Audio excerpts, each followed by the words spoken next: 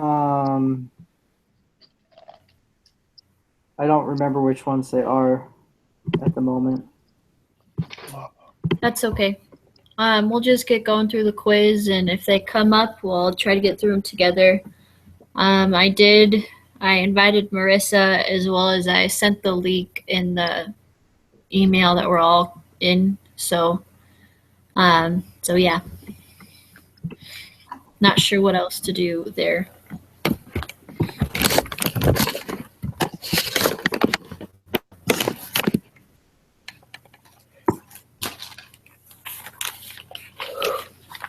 So number one, I got A. That's what I got. Where did you get that from? 13-3A. Where wrong.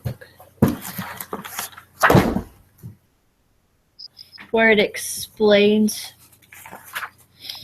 So page 269. So she's a supplier, saver, because her income exceeds her expenditures. Right. And italicized, it says in both cases, investment is the source of demand for loanable funds, and saving is the source of supply of the loanable funds. So if she's a saver, not someone that's looking for a loan, she's looking as a supplier. Does that make sense? Yeah, because I had it as B, saver or demander of funds. But I guess that makes sense what you said. Right. It's right out of the book. It's the italicized at the bottom of the second paragraph under 13-3A. Yeah, I see it. So, okay. And then number two, I got D. I also got D.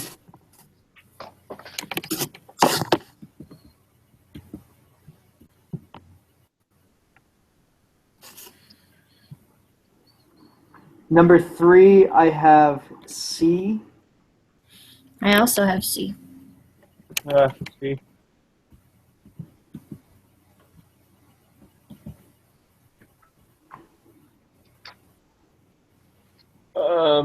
I guess I'll do number. I also got C.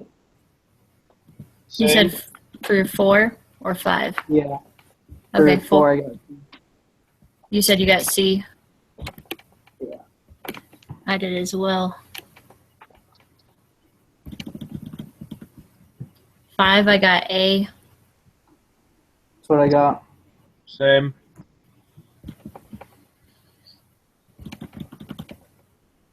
6, I got A.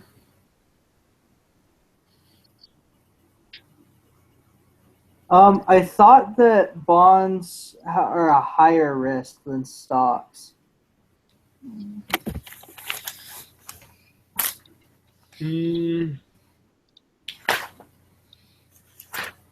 Not generally, because I had B at least. You had A, I had B, so I was still in the lower risk as well. Uh-huh. Give me a second.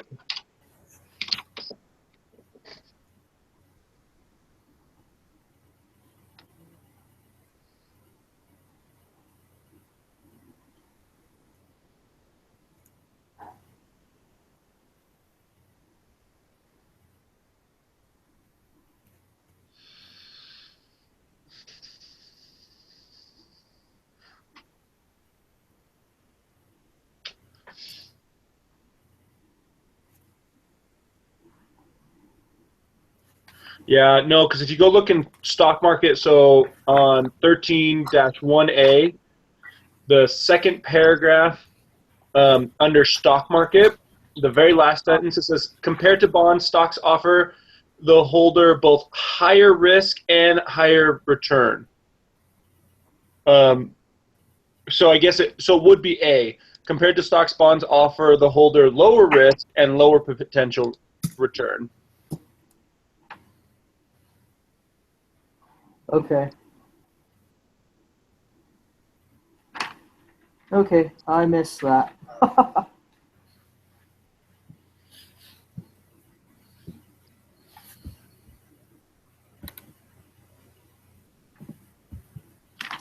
Number Number 7. So yeah, this is a 7.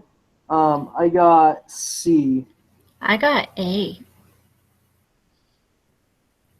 So I actually looked that one up. I know exactly where that one's at. If you go to just 13-1 in the very beginning, the second paragraph, it says the financial system is made up of various financial institutions that help coordinate savers and borrowers. And then it says financial institutions can be grouped into 2 categories. So the financial system is the main system, but all the different institutions like the stock market, the banks, the pension funds, that are then broke up into markets and intermediaries. Okay. So Sounds good. That was yeah. kind of a trick question. So It is. I picked markets at first, and then I looked closer. awesome. Yeah, I got that one straight out of the heading for 13-1, institutions in the U.S. economy. I just read the bold, to be honest, because it breaks it up into 4. So I just, that's where I got the systems. Okay. And then 8, I got C. 8 was one of the ones I wasn't that sure about. So I got it from 13-1A on page 262. Said price increases. C.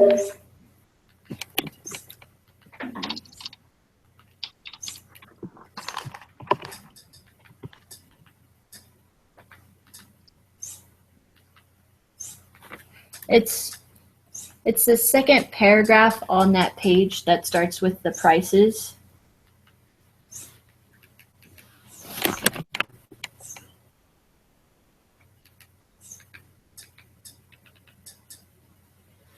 So when people become optimistic about a company's future, they raise their demand for its stock and thereby bid up the price of a shared stock. Conversely, when people's expectations of a company's prospects decline, the price of the share falls. That's why I said, see, demand for stock increases and price increases. That's because that's how I understood it from the book. The thing I'm confused about is it sounds like the firm is just like selling new shares of stock. Like, I don't see any perception in the companies like increasing or decreasing.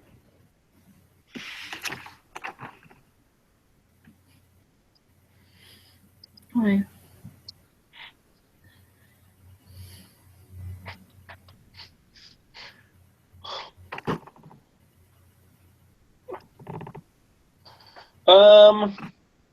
Yeah, see, the thing is I'm not really finding much in the book, because what it's talking about, that chapter that paragraph you read, I read it as well, and I read it twice after you read it. The thing is it's talking more about as a company does well, the stock goes up. But the question asks everything being constant, so maybe the company is the same, everything. When a firm sells new shares of a stock, will it go up or not? And when they sell new shares of a stock, so say the company is, on a scale of 1 to 10 is doing like a 6, right? Mm-hmm. And so they're doing pretty good. And they decide to sell more stocks at a scale of 6. Well, what's going to happen, say they have 50 stocks out and they decide to sell 50 more. So the supply of stock increases because now you have more stocks in the market, and the price will decrease because now there's more of them. So a lot of times, and that's, I don't know, I can't really find specifically in the book where it says that, but I'm in the like I invest a lot in stocks, and I've done a lot with stocks. I've taken a lot of investing classes, how it works, and so it's upsetting me that I can't find it. Yeah, I also thought it was A, but Yeah, I was kind of confused just because I didn't find anything in the text that specifically supported that. which kind of upsets me because it always has some weird twist on things that they do. Yeah. Agreed.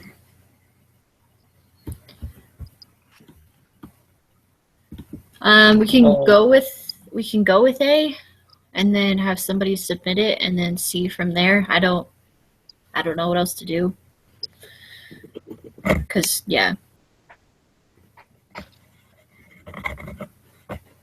Because when I was first doing it, I thought A as well for similar reasons, and then I was reading in the book and saw that, and that's why I changed.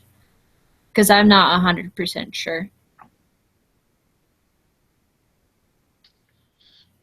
Yeah, we can come back. I'll write it down.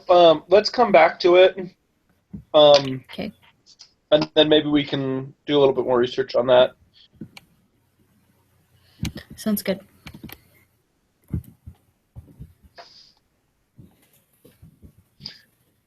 And I got A. 9. 9. I also got A. Yep.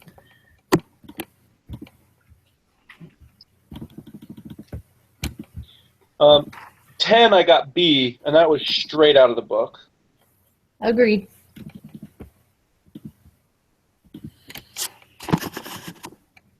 And then 11, I have no clue. I have it pulled up in 11, I got C. And How? the reason is that the government purchases exceeds taxes by $3,000. Does it explain it in the book anywhere? Or? Yeah, so that comes from page. See if I can pull it up. Is it with all the formulas? Yeah, it's on page 267. It says the government runs a budget deficit if G is larger than T.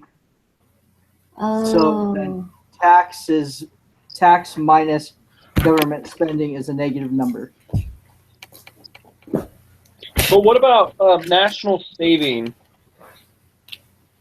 National saving isn't in that particular formula. Right. So that's what threw me off. I don't know if that's just they throw it in there just to confuse you, which it sounds like they do. Because I had C as well. Like, that's what I thought in the beginning. But then the national saving is what threw me off, and I wasn't sure about anymore. Right. I was trying to do it with the national saving, but the budget deficit is simply taxes minus government spending.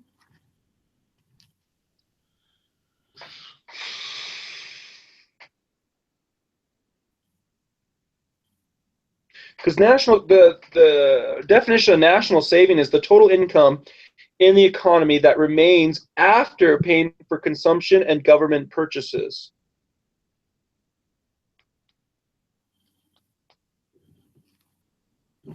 The national saving is 15,000.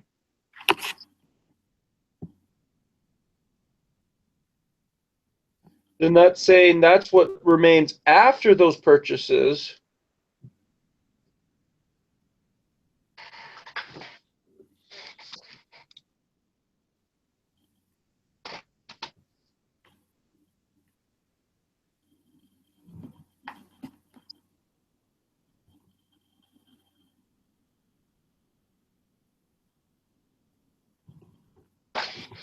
Yeah, so this is just saying, like I said, on 267, it says if the government spends more than it receives in tax revenue, then G is larger than T. In this case, the government runs a budget deficit and public saving T minus G is a negative number.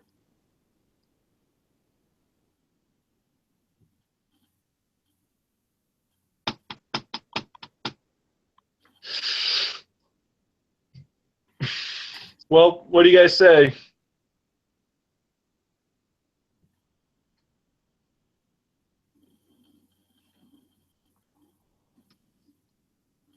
And above that, it says, let T denote the amount that the government collects from households in taxes minus the amount it pays back to households in the form of transfer payments like Social Security and welfare.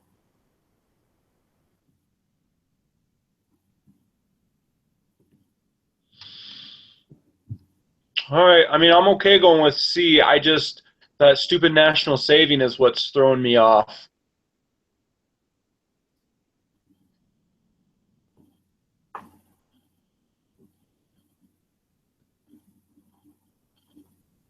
Okay, so here's the difference. The national saving is what the economy remains. This is just asking about the government.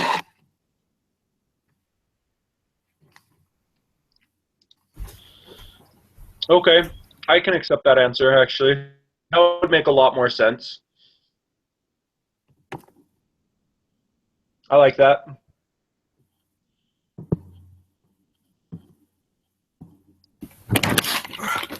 I do too. It makes a lot more sense now.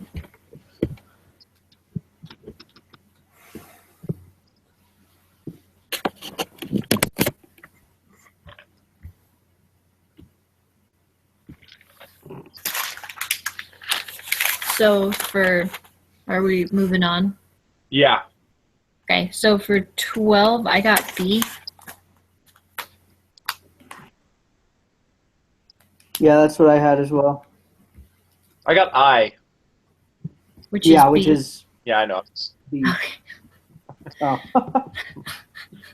Don't do that to us. It's too late in the day. I know. I'm sorry. I'm sorry. And the fate of this country is so much stress. I know, right? I've So got it up much- on my other screen here, and I'm stressing a little bit. All right, 13, I got B. That's straight from the book.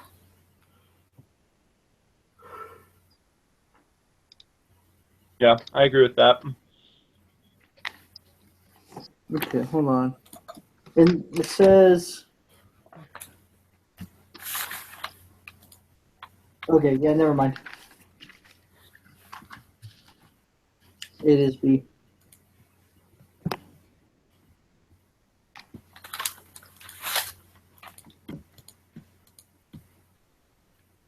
And then 14, I wasn't 100% sure on. I wasn't sure on at all.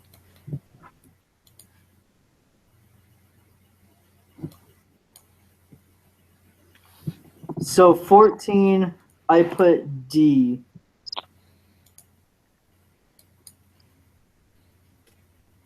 Why? I'm just curious. So going back to the page with all the equations and everything, the saving is defined as S equals Y minus T minus C plus T minus G. So the T's cancel out. And so in the national saving, a change in T doesn't change anything. But then in public saving, it does because of the if it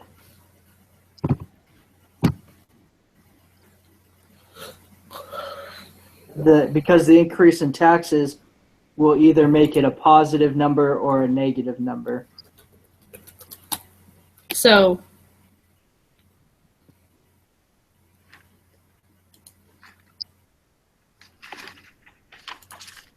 if Y and C and G remain the same, everything else will stay the same then? That's what you're saying from that definition? Right. Taxes is the only thing changing. Okay. I can agree with that. Okay.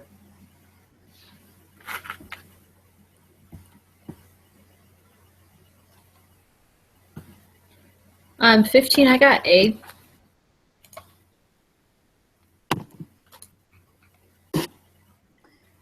This one I wasn't sure about because it says in a couple different places that savings equal investment, but I couldn't tell if that was for a closed or an open.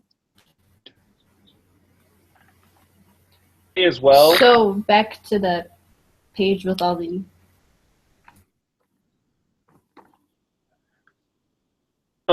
So real quick, yeah, I don't know if you guys use the book or the one on MindGap, and I use the one on the computer on the internet. And if you click on private saving, it says the definition is literally the income that houses have left after paying for taxes and consumption.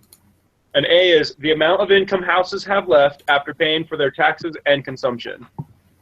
Okay. Because, yeah, I know that it does say that in the book as well, but then it also says it equals investment, so I just wasn't sure. I don't know. Since it goes word for word, I would assume that would be the right one. If not, we'd have a talk with the teacher.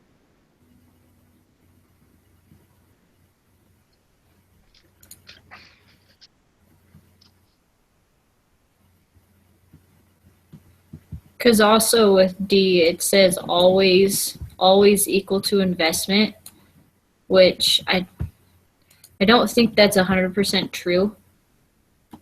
Because there's a question later that talks about saving and investing being synonymous, and they're not.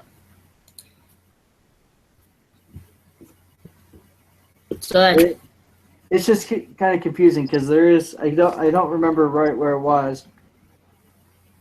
It says that savings equals investment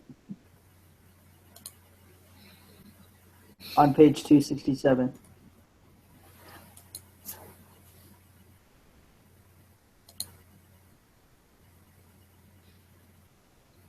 Oh, that's for the economy as a whole, not each individual person. Mm-hmm.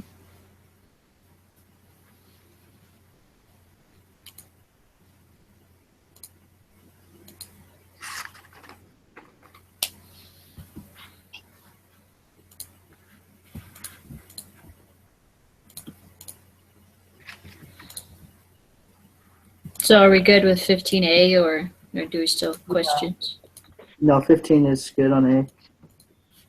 Sweet. 16, I got D.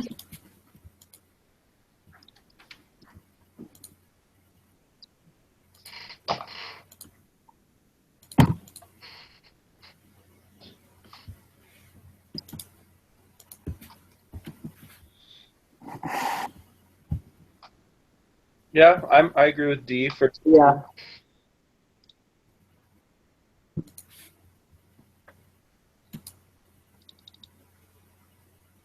And then 17, I got. Oh. It's just the equation for public saving is government tax revenue minus government spending. But what it's asking is it says which two terms are used, which we use interchangeably. Mm-hmm. And so I'm leaning more towards A just because it says in the book, it says that we use them interchangeably even though we're not supposed to. Okay, the only reason why because I was going with A, but it says private saving. And I think when it says investing and saving synonymously in that section, it might be talking as the whole. And this one says, yeah, and this one says private. That's the only reason I switched. Yeah, I agree with that because private saving, it kind of goes back to question 15 where we were talking about investing and things like that, and where private. I guess private doesn't always.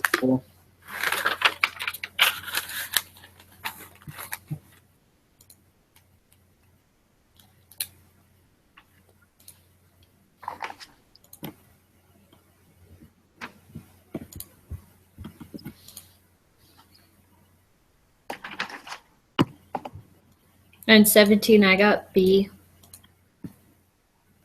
I did as well. I wasn't sure if there's a new equation for that or if it was just the same as a couple chapters ago. It's the same.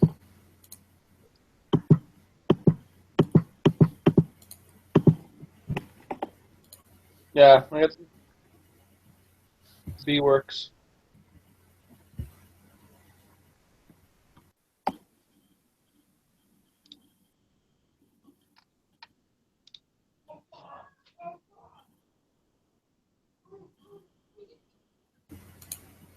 All right. So 18 and 19, I'm terrible with graphs. They're like the arch nemesis.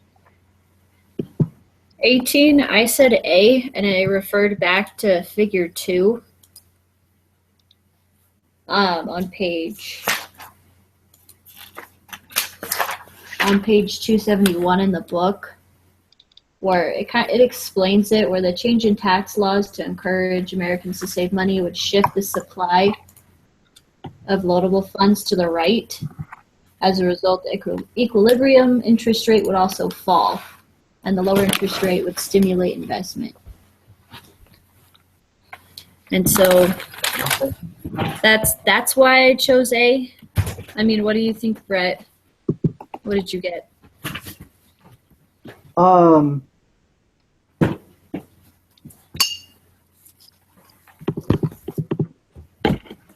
Yeah, based on that, it's almost word for word out of that figure. And that's what it shows in that graph as well.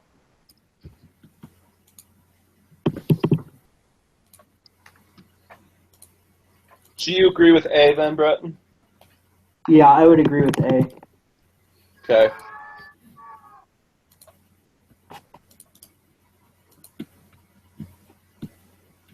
Okay, I'm good with that. Like I said, graphs they might as well be in Japanese as far as I'm concerned.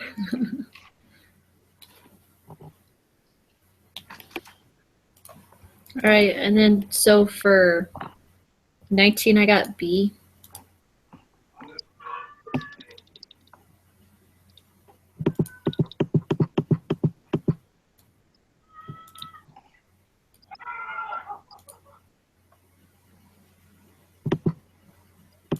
So you said you guys got B for number 19? I did. I don't know about Brett.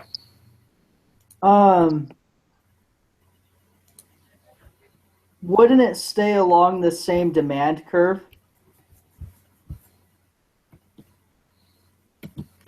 Or am I reading the question wrong?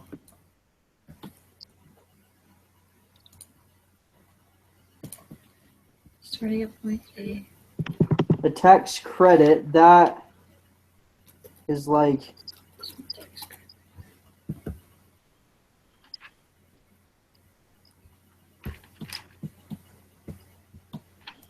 isn't a tax credit an incentive to invest?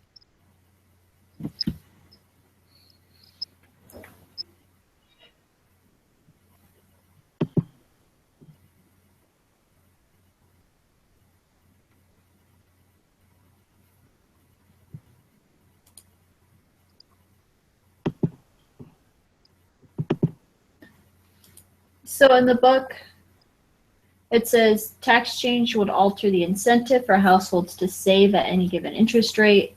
It would affect the quantity of loanable funds supplied at each interest rate. Thus, the supply of loanable funds would shift. The demand for the funds would remain the same because the tax change would not directly affect the amount borrowers want to borrow at any given interest rate. So, yeah, they would stay on the same demand.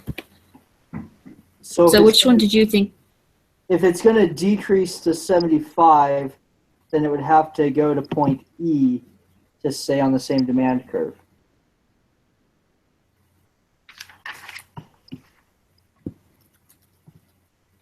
Yeah, the same demand curve.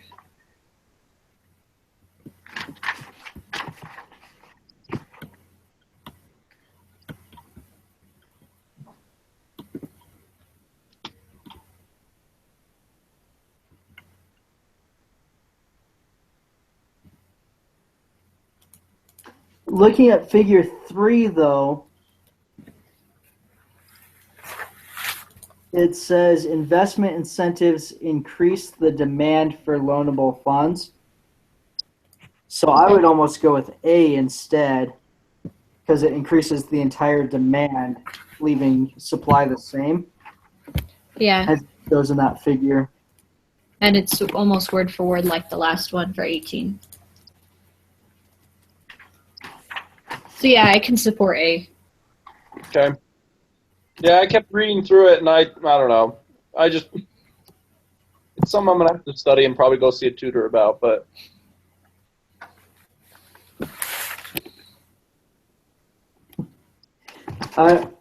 I'm taking an Econ 215 class right now as well. And my teacher said on Thursday, he said macroeconomics is made up. It's not even real. I believe that. Yep. Okay, and then for 20, I didn't know, so I was thinking D, but I just want to reread the question just to make sure I was reading it right.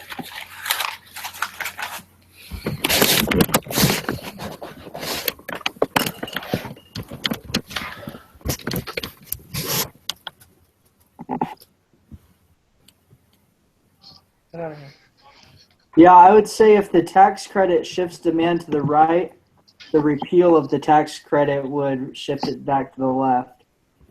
So I'm thinking D.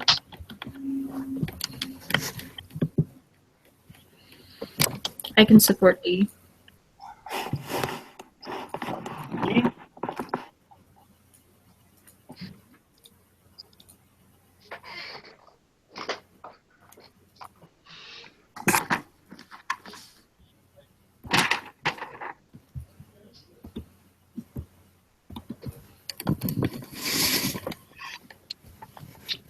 Did we want to go back to 8? Yes. Yeah, I've been reading in here and I'm still not seeing anything that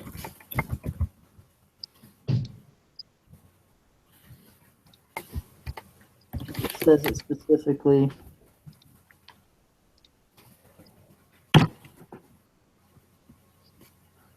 Are we allowed to Google anything? Or is that like no game? It's a good question. It says open book, open note, doesn't it? It does. Which I've always considered if it says open book, open note, it's open all resources. No way. Well, I Googled it.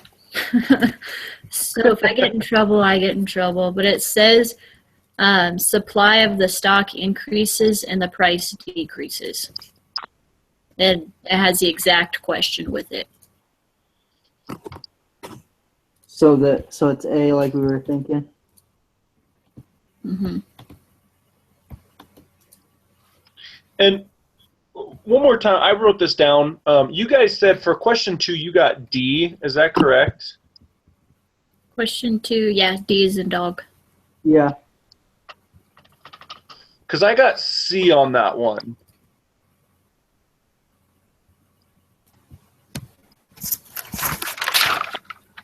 Two, I got it from the definition of the financial system, like straight out of the book. Yeah, on page 260, it says, in the little box on the side, it says financial system is the group of institutions in the economy that help to match one person's saving with another person's investment. Okay. So I don't have that. Like I said, I use the online version, so I don't have that little box on the side. Cool. I'm good with that then. All right, any other questions?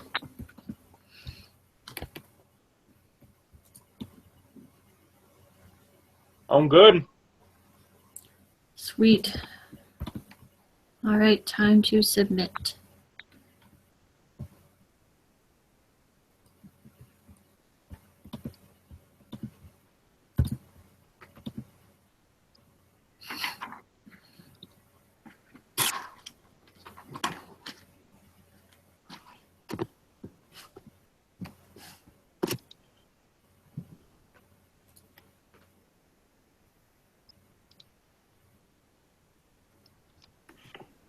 Yeah, we got a B. That's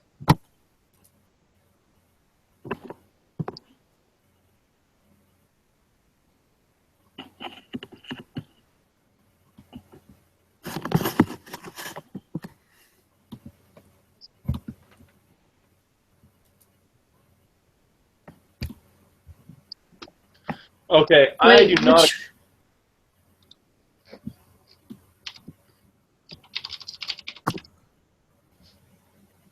what? Number 12?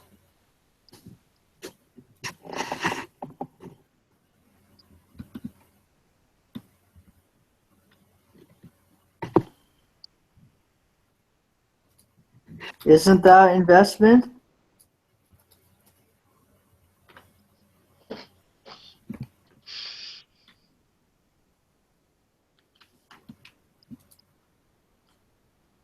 Because the $1,500 would be the investment, correct?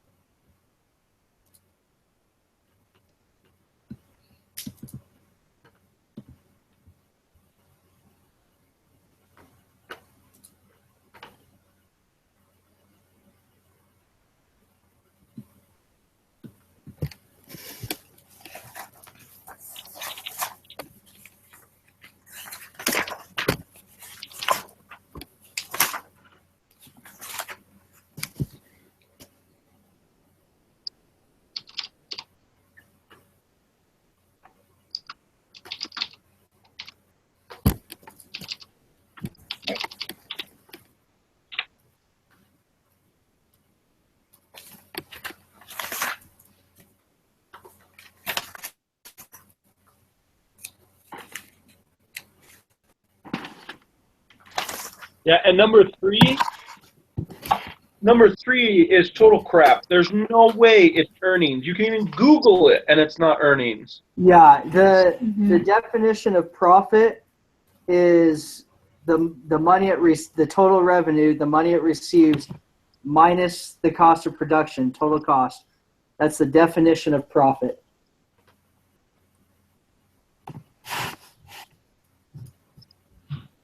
And the economic profit is the same, the net, it's revenue minus the operating costs, Yeah, which which is is the same thing.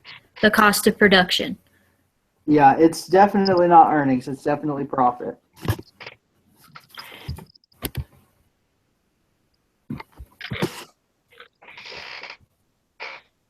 We'll have to email him on that one.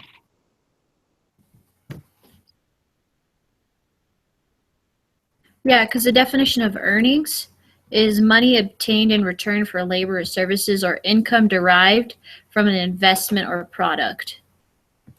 Right. And earnings is the money basically you get before. It's just the amount of money that they gave you in your pocket. That's before expenses and before everything else. Yeah. And then See, the going back after to tax school, next. the only reason I can see why it would not be any of those is because I guess mutual funds is purchasing stocks that have already been purchased, so they don't contribute to GDP, which is why. Oh, That's the only explanation I can think of why that would not be investment. Even though I'm pretty sure mutual funds still give you return on investment. I do. So I'm pretty sure it's still investment. I don't like these trick questions. Yeah, what a scumbag. Oh, we're being recorded. He knows I'm kidding. And plus, it's not even him who makes the quizzes. That's it's Department. Applia or whatever. Oh, I don't like them. Is the test closed? The test closes Saturday, right? No, next Monday at 12 Okay, noon. it gives me more time. Good to hear. Wait, you Yeah, have a test? procrastination. Oh yeah, welcome. We have a test. Oh, Exam 2 opened yesterday, closes next Monday. well, I'm glad you guys told me because I'll have to go take that on Thursday. Do you guys know what chapters it covers? Let me see the announcement that he posted. Chapters. Chapters 11, 12, 13, and 15. Okay, last time I was surprised because he told us it was like through 9, but then it was through 10. And if you go on I don't know where else to find it, but if you go on the announcements on iLearn, right under where it says the chapters, he actually put in a really good study guide that I've been using. Is that the here, all caps? You can view the study guide for exam 2 here. So the all caps here. Sweet. And then that's a practice test. Yeah, I haven't looked at that yet. Okay. I'll probably start working on that tonight. Sweet. Awesome. Well, same time next week. Yep, sounds good. Yeah, that works for me. Sweet. Do we want to go back to specializing? What? Do we want to go back to specializing in questions? We can. Or we could tackle it like we did today. I'm open to either or.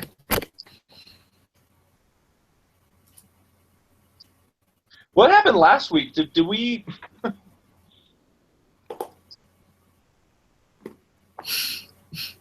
Because we didn't meet last week. No, I had an emergency come up, really short notice, so I couldn't come. And that's fine because I totally forgot until I got that email from the teacher that I'm sure you guys got too, where he's like, "Oh, I'm sorry to miss you guys this week. You should still go over the test." And I was like, "Yeah, that's not going to happen." Yeah, I wasn't doing it either.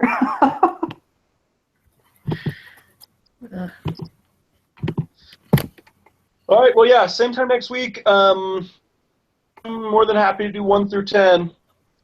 Okay, then I could do 11 through 15. Okay, I'll take the last 5. Sounds good. See you guys All right. next week. See ya.